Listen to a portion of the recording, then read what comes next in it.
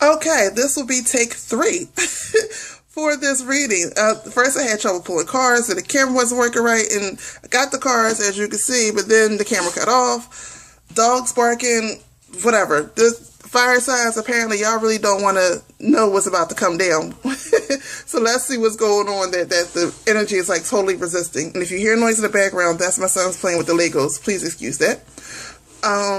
The first card is intuition, which intuition deals more so with the water element, and that can kind of sometimes put out a fire. You know, fire is very chaotic, it can be very creative or very destructive. Water is more nurturing and sustaining. Now, it can destroy too much of it, but at this point, it's really saying it's time to nurture and sustain.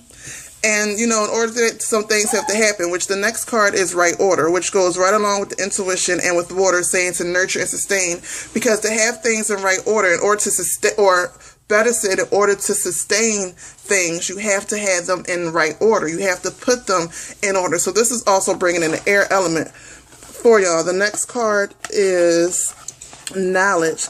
Of course, in order to put things in right order, you have to go on a knowledge, but this is not saying like a knowledge of past history, because the first card is intuition. It's basically saying you have to trust the knowledge of your intuition. Trust yourself, trust your gut, trust that the water in you is not going to lead you astray. The next card is, can I get it? The next card is power. So basically it's saying that when you start trusting your intuition and let your intuition, that water element, guide you into putting things in right order, then you'll have more knowledge, and with more knowledge, there's always more power. And the last card is, if I can get the last card, the last card is immunity. But even though the card says immunity, first of all, it's upside down. So what it's basically saying is that as you get things in order, you're going to see the things that you're not immune to. Once you start getting, because you know, us fire signs, they're it's a very chaotic energy. It's a beautiful energy. It's creative, powerful. But once you start getting things in order and start showing where to nurture, you'll see where you're vulnerable at.